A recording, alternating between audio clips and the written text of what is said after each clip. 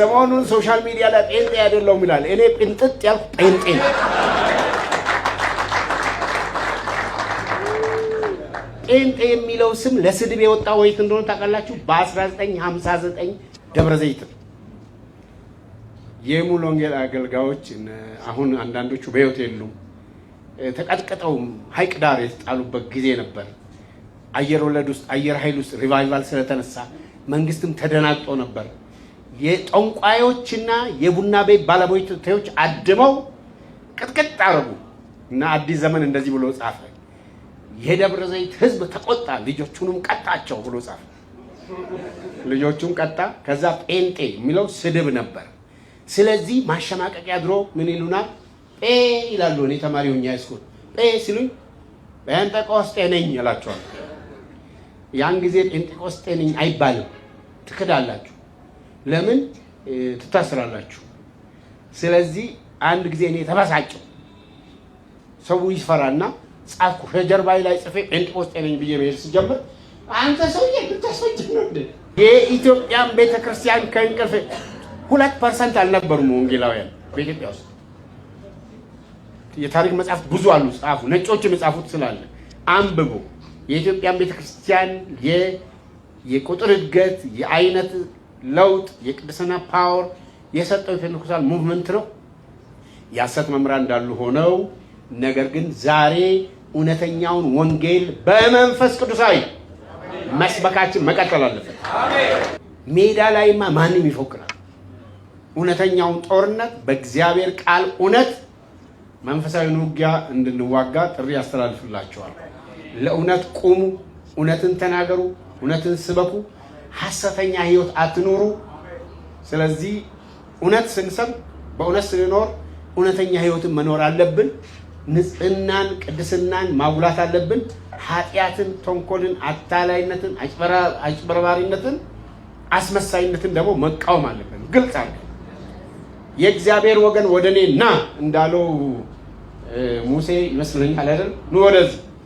ዛሬ ቤልፌጎርን ከሚያመልኩት ተለይተን ፊንሐስ በቁጣ የእግዚአብሔር ህዝብ ከጥፋት እንዳዳነ እኛ አምላካችን እናመልካለን። እሱን የምታመልኩ ወደዚህ ኑ ማለት ይገባናል። ወንጌል ግን በቃል ብቻ አይደለም። ይሄ ዴድ የሆነ ቴዎሎጂ የምዕራቡን ቤተክርስቲያን ለግብረ ሶዶም አሳልፎ የሰጠ ቤተክርስቲያኖች እንዲዘጉ ያደረገ፣ አሮጊቶች ብቻ ሽማግሌዎች ብቻ እንዲቀሩ ያደረገ አጉል ይሄ ዝም ብሎ ወይ ከንቱም የለ ምናምን ፔንቴኮስቴ ቴዎሎጂ የለው። ማን ነው ያለው? ጎርደን ፊ ማን ነው? one of the 4 stars of the New Testament scholar የሚባለው ጴንጤ። ስለዚህ በራሳቸው በኢቫንጀሊካልሱ የታወቁ በሚባሉ ሴሚናሪ ገብተው ከፍተኛ ውጤት በማምጣት ተመርቀው በዓለም ላይ መጽሐፍትን የሚጽፉ ብዙ በደርዘን የሚቆጠሩ ጴንጤዎች አሉ። እኛ በልምምድም እናምናለን፣ በዶክትሪንም እናምናለን።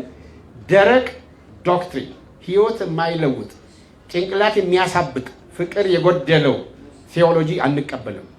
በእግዚአብሔር መንፈስ የታሸ በቃሉ እውነት ላይ የተመሰረተ በፍቅር የተሞላ በኃይል የተሞላ ሃሌሉያ። አንድ ነገር ብቻ ልበል። ሶሪ ለምሳሌ እኔ ጴንጤ ነኝ እንጥጥ ያልኩ እስካሁን ድረስ ጴንጤ ነኝ። በልሳን ጸልያለሁ። አሁንም አልኮረጅኩም። የኮረጀ ይተው። እኔ ተሰጥቶኝ ነው የምጸልየው እና እኔ መንፈስ ቅዱስ ማለት መጀመሪያ እግዚአብሔር አሉ፣ ኢየሱስ አሉ፣ ሶስተኛ መንፈስ ቅዱስ ሲል ተበሳጨው። እንደው እኔ ተፈራ አንዳሮ የሚባል ልጅ እንግዲህ ተፈራ አንዳሮ የምን አካባቢ ስም እንደው ታውቃላችሁ? አማርኛውንም ያወላግዶ ወደ ነጩ እኔ መልስልሃለሁ የሚል ጥቅስ ይወዳል እና ቀኝ እጃችሁ እኔ ዛሬ ለእናንተ ጸልያለሁ፣ ቀኝ እጃችሁን ወደ ላይ አንሱ አለ። እኔ ተበሳጨው። እነዚህ ሰዎች እግዚአብሔር ይላል ኢየሱስ አሉ፣ አሁን ደግሞ ሶስተኛ ከየት አመጡ ብዬ ብስጭት አለ እና ግን እኔ ማንም እጁን አይጭድባችሁ፣ ቀኝ እጃችሁን አንሱ፣ ግራ እጃችሁን እንደዚህ አድርጉ፣ እጸልያለሁ፣ መንፈስ ቅዱስ ትሞላላችሁ አለ። እኔ ድሮ ከበሮ መታ ነበር ሞሊድ ምናምን። አንድ ባላዛር መታ፣ ሰው ሁሉ አጋንንት ይወርድበት፣ እኔን እምቢ አለኝ። ፈልጌ ነበር እምቢ አለኝ። ሰው ሁሉ እምቢ አለኝ። ሴትዮዋ እባብ ሁሉ ትጠራለች ስትበሳጭ። በፈሰፋ ኮታ ትላለች። እባብ ሰፈር ይወራል። ሲለማመኗት ትልካቸዋለች። ባለዛር ናት። የሚገርም ነገር ነው። እኔን እምቢ አለኝ። ከዛ ትዝ አለኝና እኔ ጅኒ እምቢ ብሎኛል አልወርድ ብሎ ይሄ ካለ ለምን አይወርድም ብዬ ቀንጄ ወደ ላይ አነሳ። ይሄኛው እንደዚህ አደረኩ። ተፈራ እንዳሮ የሚለው መንፈስ ቅዱስ የምትባል ካለ እኔ ላይ ውረድ ብዬ መጸለይ ጀመርኩ። ከተወሰነ ደቂቃ በኋላ ምን እንደሆንኩ አላወቅኩም። እምባዬ እንደ ጉድ ይፈሳል። እኔ ድሮ አላለቅስም፣ ስደበደብም አላለቅስም። ከዛ የሆነ ነገር ያናግረኛል። ከዛ ልቤን ደስ ብሎታል። ለመጀመሪያ ጊዜ አፍ አውጥቼ ጌታ ኢየሱስ አንተ ስለኔ ኃጢአት ሞታል ብዬ አለቀሱ። ማን ነው ያስለቀሰኝ? ማን ነው ኢየሱስ ጌታ እንደሆነ የመሰከረ? የዛሬ 55 ዓመት from that very day on በመንፈስ ቅዱስ ከተሞላ በኋላ በአንድ ወር ነው የታሰርነው። ይገርመኛል። ከዛ ቀን ጀምሮ እስከ ዛሬ በልሳን እጸልያለሁ። ተቃጠሉ። ሃሌሉያ ማይ ጎድነስ። ጴንጤንን ጴንጤኮስታሎች ነን። ቴዎሎጂ አለን፣ ኤክስፒሪየንስም አለን። ልምምድ የሌለው ከኤክስፒሪየንስ የተፈታ ቴዎሎጂ ደረቅ ነው፣ ገዳይ። በብሉይ ኪዳን እግዚአብሔር የተጠቀመባቸው ሰዎች በሙሉ የእግዚአብሔር መንፈስ ላያቸው ላይ መጥቷል። በአዲስ ኪዳንማ ምን እንገራቸው? ስለዚህ በስጋ ኃይል በጭንቅላት ጡንቻ ምናምን ወንጌል መስበክ አይቻልም።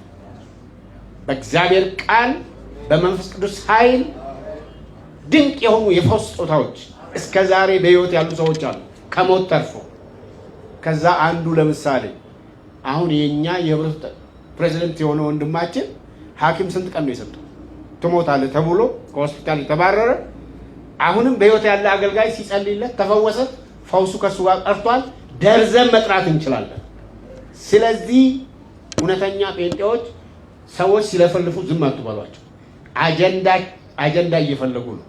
ሐሰተኛ ሲቃወሙ እኛ አብረን ተቃውመናል። አሁን ወደኛ ስለመጡ አጀንዳቸውን እዛው ማቆም ይገባናል።